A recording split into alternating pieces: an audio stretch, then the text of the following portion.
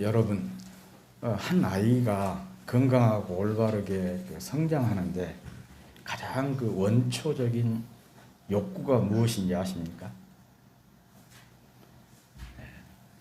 심리학자 고든 뉴펠트라고 하는 분이 이렇게 얘기했어요. 가장 원초적인 욕구는 애착이다. 애착. 애착이라는 것은 어떤 대상에 대해서 몹시 끌리거나 그 대상을 아끼고 사랑하는 것을 애착이라 그렇게 얘기하지 않습니까? 그는 이 애착이 아이의 가장 원초적인 욕구고 그 중요성은 배고픔보다도 더 크다. 그렇게 얘기를 했습니다. 그는 그 애착에 대해서 6단계로 이 얘기를 했는데 이 가장 기본적이고 기초적인 단계가 뭐냐? 근접성이라고 했습니다. 가까운 손길과 자주 접촉을 통해서 애착을 갖는 긴 여정이 시작이 된다는 것입니다. 흔히 아이를 자주 많이 스킨십을 해줘라고 한 이유가 바로 여기에 있어요. 이런 스킨십을 통해서 애착 관계가 형성이 되고 애착을 갖게 되기 때문에 그렇습니다.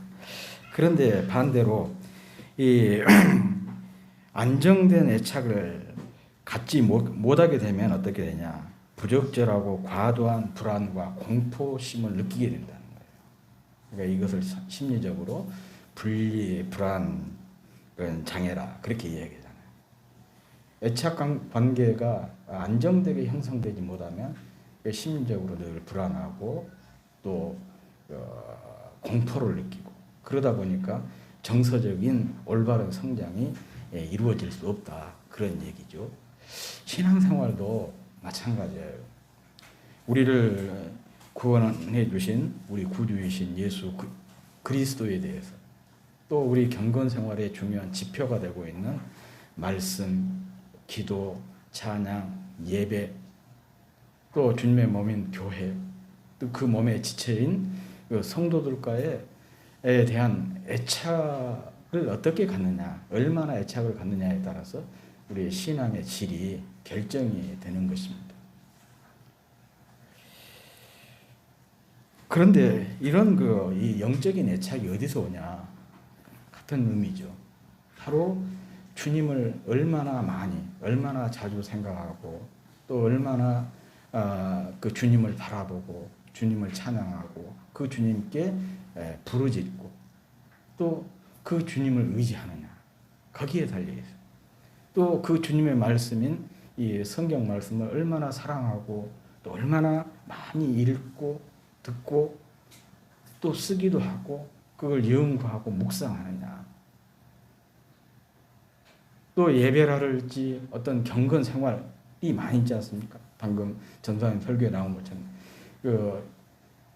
성도들을 사역자들을 살피고 돌보고 이런 섬김과 헌신 또 몸인 교회를 생각하고 또 교회와 자주 깊은 관계를 갖고 또 성도들과의 교제를 갖고 이런 것들이 영적인 애착 관계를 형성시키는 중요한 요인들입니다. 그런데 이것이 이제 확실하고 안정되지 못하면 영적 분리 불안증을 가질 수밖에 없어요. 신 안에 굴곡이 생긴다는 것이죠.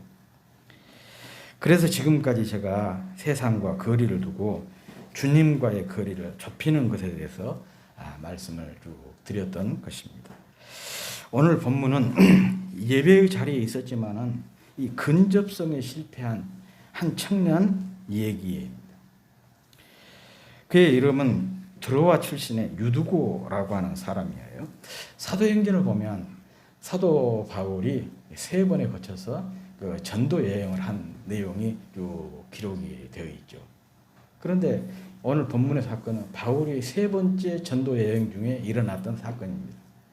바울의 3차 전도 여행은 고린도에서 시작을 했어요. 고린도는 지금으로 말하면 발칸반도라고 하거든요. 옛날에는 거기를 마케도니아 지역이라고 했는데 발칸반도 제일 남쪽에 있는 그 도시가 고린도예요. 거기에 있는 고린도 교회에서 시작을 해서 발칸반도 북쪽에 있는 데살로니가 교회라든지 빌립보 교회라든지 거기를 거쳐서 지금 터키 쪽으로 와서 터키 동쪽 해안선을 따라 내려와 가지고 가이사라로 예루살렘까지 가는 것. 이게 바로 이제 3차 전도 여행인데, 바울이 이렇게 3차 전도 여행을 하게 된 이유는 당시 그 가나안 지역, 그러니까 예루살렘 그 지역에 큰 흉년이 들어가지고 예루살렘 교회 성도들이 흉년으로 굉장히 고통을 당했어요. 그래서 바울이 자기가 그동안 선교했던 지역의 교회들을 찾아다니면서 이 구제 헌금을 모아가지고 이것을 예루살렘 교회에 전달하는 것. 그게 바로 이제 3차 전도 여행인데, 이 드로아라고 하는 지역은 어디냐? 이 발칸 반도 쪽과 이 터키, 지금 터키 사이에 있는 그 해안 도시예요. 그래서 빌립보에서 배를 타고 터키 쪽으로 넘어와서 드로아에서 약 한 일주일 바울이 머물게 되는데, 이제 주일을 지나고 그 다음 날 월요일 날 다른 지역으로 출발을 하려고 했어요. 그래서 주일 예배를 드리면서 이제 내일 바울이 떠나게 되고, 이제 내일 떠나면은 언제 바울을 만날 수 있는 그런 기약을 할 수가 없지 않습니까? 그러다 보니까 자연스럽게 예배가 길어졌어요. 바울의 설교가 밤중까지 계속 지속이 됐는데, 그 과정 속에서 일어났던 사건이 바로 이 유두고 사건입니다. 유두고라고 하는 청년이, 바울이 지금 3층에서 이렇게 그 다락에서 예배를 드리고 있고 설교가 길어지다 보니까 이 청년은 창틀에 앉아 있다가 그만 졸음에 그냥 떨어져 가지고 안으로 떨어진 것이 아니라 밖으로 떨어져서 죽었다는 그 사건이에요. 이 유두고의 사건은요, 자리 때문에 일어난 사건입니다. 물론 그가 창가에 걸터 앉게 된 이유가 있을 것입니다. 근데 아무튼 이 설교자와의 거리가 멀어지면은요, 자연히 말씀에 대한 집중력이 떨어질 수밖에 없어요. 왜냐하면 집중력과 거리는 비례하거든요. 가까울수록 그 집중력이 더 생기고, 말하는 사람과 거리가 멀어질수록 집중력이 떨어질 수밖에 없는 거예요. 왜 그러냐면 그 공간이 갭이 많이 생길수록 집중을 방해하는 요건들이 많이 발생하지 않겠습니까? 그러니까 자연스럽게 집중력이 떨어질 수밖에 없는 것이죠. 그리고 이렇게 집중력이 떨어지면 그 뒤에 찾아온 것이 뭐냐? 졸음이에요. 이게 바로 이제 누구의 문제였냐? 이 유두고의 문제였다. 그런 얘기. 어떤 사람은 그가 어느 집의 종이었고 노예였기 때문에 일찍 예배 자리에 나올 수 없었다는 것이죠. 노예가 그냥 아침부터 와가지고 일찍 나올 수 없지 않겠습니까? 자기 일이 다 끝나야만이 마무리 짓고 나와야 되니까. 그래서 늦게 예배 자리에 나왔는데 사람들이 이미 다 자리를 차지하고 남아있는 곳은 창가밖에 없었어요. 그래서 창가에 걸터 앉아서 예배를 드리게 됐는데, 하루 종일 일하다가 왔으니까 얼마나 피곤했겠어요. 그것도 앞자리에 앉은 것도 아니고 멀리 있으니까 집중력이 떨어질 수밖에 없었고, 그래서 깜빡 졸다가 이런 변을 당하게 되었다는 것입니다. 아마 고속도로에서 가다 보면은 그 졸음운전을 경고하는 문구를 보셨을 거예요. 깜빡 졸음, 번쩍 젖은.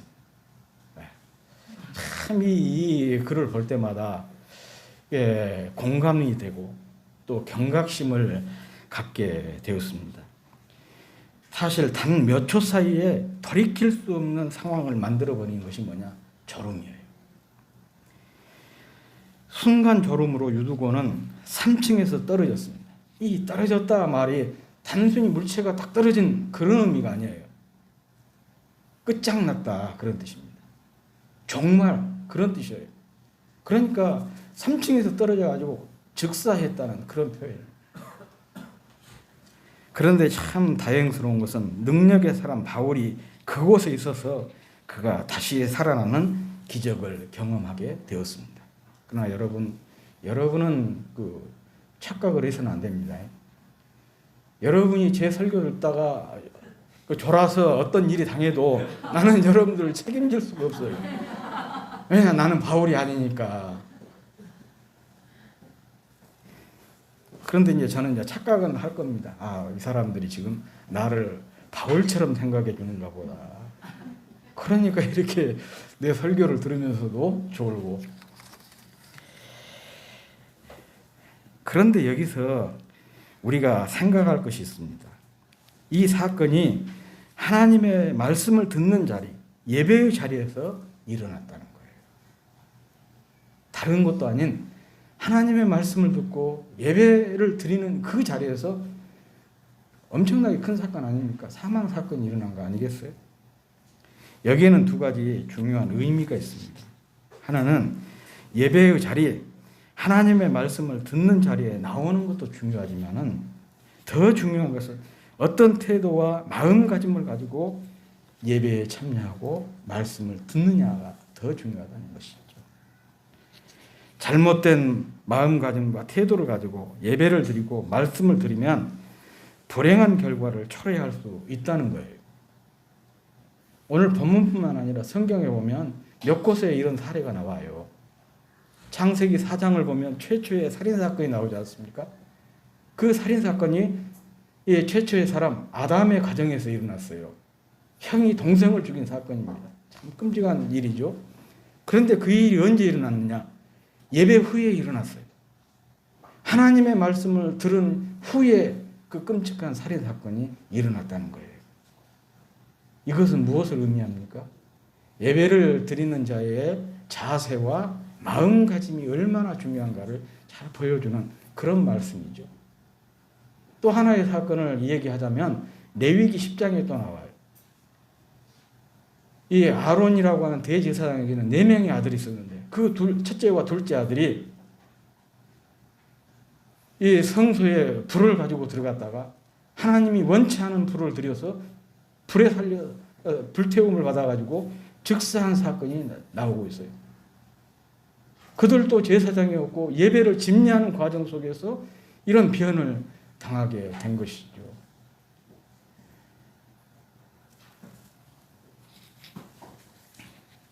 그리고 다른 하나는 그렇지만 다시 회복이 되었다는 점이에요. 앞에서 말한 대로 예배를 드리고 말씀을 듣고도 힘들고 어려운 일을 당할 수가 있습니다. 사고를 당할 수도 있고 또 내가 사고를 낼 수도 있습니다. 그런데 그것이 회복의 기회, 새로운 시작의 기회가 될 수가 있다는 거예요. 한번 유두고를 생각을 해보십시오. 유두고가 같은 사건을 다른 곳에서 당했다면 어떻게 됐을까? 그는 결코 회복의 기회를 갖지 못했을 것입니다. 행운아라는 그의 이름의 뜻처럼 예배의 자리에 있고 말씀을 듣다가 이런 일을 당해서 다행스럽게도 다시 회복의 은혜를 경험하게 되었습니다. 몇 년 전에 제가 교회 예배를 마치고 차량 운행을 하다가 우연히 여수에 있는 어느 교회 목사님 설교를 듣게 되었어요.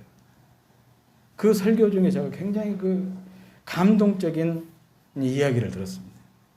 자기 교회에서 일어났던 일인데 그 교회에 등록한 지 얼마 되지 않은 분이 식당 봉사를 자원을 했대요. 남자분이. 큰 교회니까 뭐 남자분들도 식당에서 설거지도 하고 쌀도 씻고 나르고 그런 일을 하지 않습니까? 식당 봉사를 하다가 거기에서 미끄러워가지고 넘어졌어, 뒤로. 머리를 다친 거예요. 그래서 이제 급히 이제 병원으로 이송이 되는데 그 얘기를 듣고 이제 목사님 마음이 그냥 내려앉은 것이죠. 처음 교회 왔던 사람이 그것도 봉사를 해보겠다고 하다가 그런 일을 당했으니까. 그래서 이제 권사님들과 함께 장로님들과 함께 그분이 입원해 있는 병원으로 달려갔대요. 병원에 딱 병실에 들어서니까 이 양반이 그 침상에 앉아 있다가 그냥 뛰어와가지고는 딱 병실 바닥에 무릎을 꿇고는 목사님 앞에 큰절을 하더래요.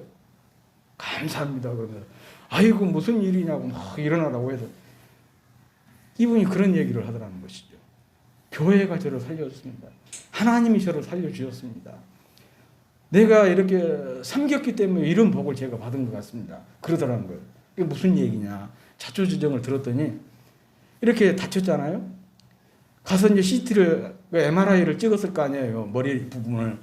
찍다가 보니까 다친 데는 아무렇지도 않고 뭐가 발견되냐. 종양이 발견된 거예요. 머리에 종양이라고 하는 것은 초기에는 잘 발견되지 않는다 그러잖아요.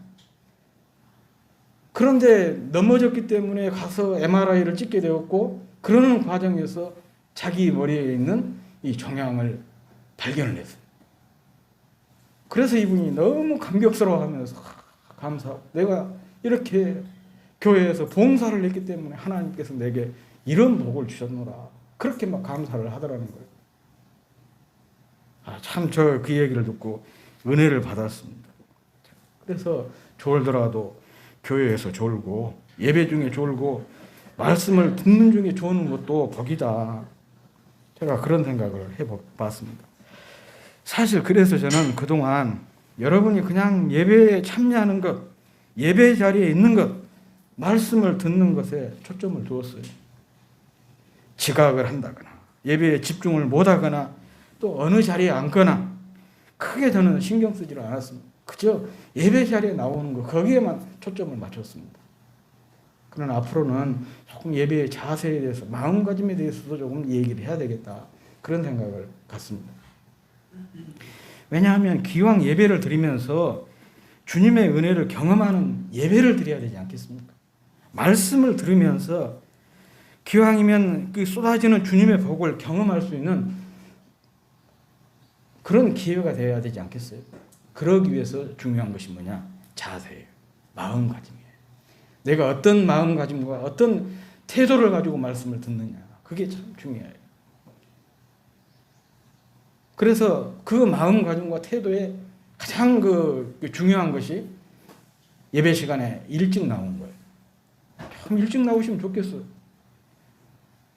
일찍 나와가지고 함께 찬양하고 함께 기도하고 또 기도하면서 준비를 하고 또 교회도 이렇게 한번 쫙 살펴보고 이 앞전에 전사님 남편이었죠. 이 정성희 전사님 남편 그분은 일찍 와가지고 교회 주변 쫙 사방을 돌아다니면서 그 쓰레기를 다 줍고 다녀요. 그거 자체가 굉장한 그 전도 아니겠습니까? 쓰레기 봉지 가지고 다니면서 쭉 돌아요. 다 쓰레기 줍고 다녀. 그리고 딱 교회 와서 예배 드리고. 이런 것 자체가 바로 그 주님에 대한 교회에 대한 또 예배에 대한 애착과 깊은 관련이 있는 것이죠. 예배의 자세와 깊은 관련이 있는 것 아니겠습니까? 여러분들이 막 일찍 와가지고 쓰레기 봉지 들고 사람 돌아다니면서 쓰레기 주워라 그런 얘기 아니에요. 적어도 조금 일찍 나와서 앞자리에 안자리에 앉아서 예배를 드려라. 예배 시간에 앞자리에 앉는 것이 참 중요합니다. 적어도 3가지 이상의 의미가 있어요. 일단 예배 시간에 앞자리에 앉으면 내가 예배에 집중할 수 있기 때문에 나에게 큰 은혜가 돼요. 두 번째는요, 설교자에게 큰 그 격려가 됩니다. 지난 추수감사절 때 우리 지민이가 여기 딱 앉아가지고 최지민이가 아니고 박지민이가 여기 앉아가지고 제가 설교를 하는데 고개를 이렇게 끄덕이면서 설교를 들어요. 그런데 제가 그렇게 은혜가 된 거예요. 우리 최효중 집사님을 보는 그런 기분이었어요. 우리 최효중 집사 항상 여기 앉아가지고 그렇게 고개를 끄덕이고 아멘하고 그랬거든요. 그거 자체가 저에게 무언의 뭐가 되냐? 설교가 되는 거죠. 예, 설교자에게 감동을 주면 자연스럽게 제 설교가 힘있게 나갈 수밖에 없는 거 아니겠습니까? 그리고 3번째는 앞자리에 안자리에 앉는 것 자체가 전도예요. 전도. 처음 교회에 오는 분들이 설교자의 설교에 감동받아서 나 이 교회에 다녀야 되겠다. 그런 사람 거의 없어요. 대부분이 교회의 분위기예요. 예배드리는 모습. 이런 것들에 사람들이 내가 이 교회에 다녀야 되겠다. 그것을 결정한 거예요. 그런데 교회에 딱 들어와 보니까 그냥 시장 바닥 같아요. 예배 시간이 다 됐는데도 그냥 어수선해요. 그러면은 처음 온 사람들이 나 이 교회 이 사람들과 함께 같은 멤버 되고 싶지 않다. 그런 마음이 들어버린 것이죠. 그런데 처음 딱 왔는데 보니까 앞자리부터 차근 앉고 또 줄을 반듯하게 맞춰서 앉고, 그런데 다들 이렇게 기도하는 그런 모습이고, 그러면 자기 자신도 숙연해져서 나도 이런 사람들과 함께 한 무리가 되고 싶다. 그래서 결단을 많이 한다는 거예요. 적어도 내가 앞자리에 앉는 것은 이런 3가지 정도의 의미가 있어요. 그런 점에서 여러분들이 꼭 예배 시간에 조금 일찍 나오셔서 앞자리에 안자리부터 그렇게 앉아주시면 참 좋겠다, 그런 생각이 듭니다. 좋은 학점을 받으려면 어떻게 하면 되느냐. 대학에 갓 입학한 딸이 자기 아버지에게 그렇게 물었대요. 그때 그 아버지가 뭐라고 대답을 했을 것 같습니까? 강의 시간마다 맨 앞자리에 앉아봐라 그랬대요. 강의 시간마다 맨 앞자리에 앉아봐라. 태영이 형제 꼭 그래봐요. 앞자리에 앉아봐라 그래서. 미국 남가주 대학 그 심리학과 골드 교수가 성공한 사람의 5가지 특성에 대해서 말을 했는데, 그 중에 하나를 소개하자면 이런 내용이에요. 그들은 언제나 앞자리에 앉는다. 그만큼 적극적이고 진취적이다. 그러니까 앞자리에 앉느냐가 중요한 것이 아니고 진취적이고 적극적이기 때문에 항상 앞자리에 앉게 된다는 것이죠. 그런 삶의 태도를 가진 사람들이 대부분 보니까 성공하더라는 것이죠. 좋은 학점을 받으려면 강의실 맨 앞자리에 앉으라는 조언은 참 의미가 있는 말이라고 생각합니다. 사람은 들으려고 하면서도 가까이 가기를 꺼려합니다. 왜 그러냐? 뒷자리의 편안함 때문에 그렇습니다. 그러나 사람에게 나쁜 습관이 생기는 가장 큰 원인이 뭐냐? 편안함이에요. 편안함이 좋지만은 그 편안함이 우리에게 나쁜 습관을 갖게 하는 중요한 원인이 된다는 것을 늘 기억했으면 좋겠습니다. 앞에서 능동적으로 참여하기를 꺼려하고 편안한 뒷자리를 원한다면 그 사람은 영원히 인생의 뒷자리에만 머물게 될지도 모릅니다. 자리의 위치는 굉장히 중요합니다. 자리가 사람을 변화시킬 수가 있습니다. 일찍 와서도 남에게 앞자리를 양보한다는 것은 마라톤에서 선두를 그냥 내주는 것과 마찬가지예요. 선두를 내주고 어떻게 우승할 수가 있겠습니까? 앞에 앉는다는 것은 삶에 적극적으로 또는 능동적으로 임한다는 의미일 수 있습니다. 그래서 앞자리는 불편한 자리이기보다 성공에 한 발 다가가는 자리입니다. 하나님의 은혜에 한 발 다가가는 그런 자리입니다. 그래서 어디서든지 앞자리에 앉는 습관을 가지시기를 바랍니다. 무엇보다도 예배의 자리, 또 말씀을 듣는 자리에서는 꼭 앞자리를 놓치지 마시기를 여러분들에게 당부를 드리고 싶습니다. 그러면 자신도 모르는 사이에 성공의 앞줄에 선 자신을 발견하게 될 것입니다.